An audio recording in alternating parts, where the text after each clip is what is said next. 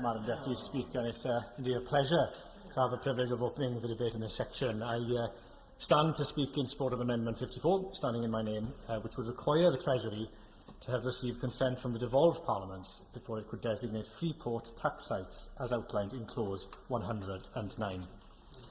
Now, while this amendment will not be pushed to a vote, Madam Deputy Speaker, the very need for an amendment requiring democratic safeguards and devolved consent is sadly indicative of this government's disregard for devolution and the interests, rights and ambitions of the devolved nations. Indeed, it is jarring that today's debate and its pursuit of powers paid for by taxpayers across the UK is happening despite this government's failure to achieve consensus across all 4 nations of the UK. Now, this unilateralism by the UK government is not only disappointing, but I would argue economically self-defeating, as the overwhelming body of evidence, some of which has been gathered by committees of this place, including the Welsh Affairs Select Committee, of which I am a member, suggests that free ports will lead to the redistribution of jobs and investment rather than their creation across the UK, unless it is a policy that is very closely and carefully coordinated. I will indeed. Wait, that is absolutely right. One of the prerequisites of this opportunity for free ports is to ensure that every region of the United Kingdom of Great Britain and Northern Ireland benefits. While every honourable member is right to claim it for themselves, it's important that we all benefit. Does he agree?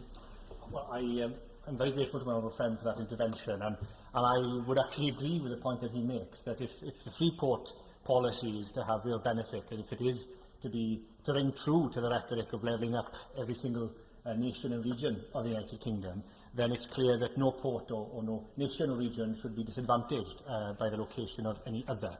In effect, I suppose, you can't have a situation whereby the government is asking for Welsh, Scottish and Northern Irish taxpayers, along with English taxpayers, to pay for free ports in certain parts of England, which may actively disadvantage those in Wales, Scotland or Northern Ireland. Doing so, Madam Deputy Speaker, it would appear that the Prime Minister and his Chancellor would be willing to trample over the devolution settlements in their pursuit of this Freeport Master Plan. Now, the Wales Act 2017 largely devolved the regulation and supervision of ports and harbours in Wales to the Welsh Government, whilst economic development is also, of course, a devolved competence. Now, UK government demands, such as capping the number of Welsh free ports to 1, an outcome which would likely lead to an overall reduction in the number of Welsh ports, and direct infringements on the Welsh Government's responsibility for the Welsh economy. It is therefore especially dangerous that Wales cannot count, it would seem, on its Secretary of State to defend its interests at the Cabinet table. Instead, rather than side with Wales's democratic institutions, the Secretary of State for Wales has threatened that a free port would be implemented in Wales come what may, including if Wales's Parliament were to reject such a measure. Now, Madam Deputy Speaker, I'm conscious that there are others who wish to make perorations on this topic this evening, and so I will draw my marks to a close, but looking forward to summing up at the end. Now, whilst I won't be pushing this amendment this evening, I do hope that the Minister will consider my remarks and ensure that free ports are established with the consent of all 4 nations and supported by an engaged public debate. Refusal to do so would be a tacit admission that this government will not hesitate to trample over Wales's economic interests and aspirations if they run contrary to the plans drawn up in London. Ben Lake. Dear Melanie, it's a pleasure to close the debate this evening.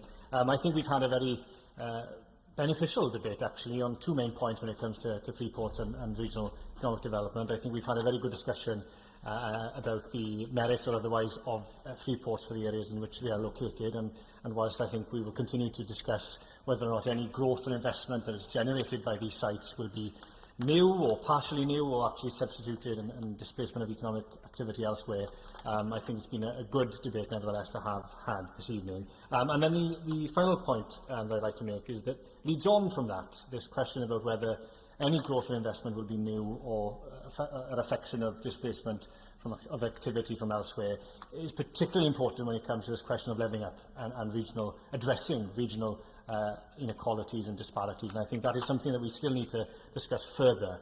One potential solution, for example, in Wales's case may well be that we look again at the cap of only having 1 free port in Wales, and perhaps we should have at least 2 I'm sure I'm looking to other members. Perhaps that is one way of addressing some of the disagreements we've had tonight. But either way, we've had a very good and beneficial debate this evening, Honourable Speaker. And while I won't want to move my amendment this evening, I do hope the Minister will consider how the Government can better work with the devolved governments to address some of these concerns and the need to coordinate policies for our economic development. I beg leave to withdraw.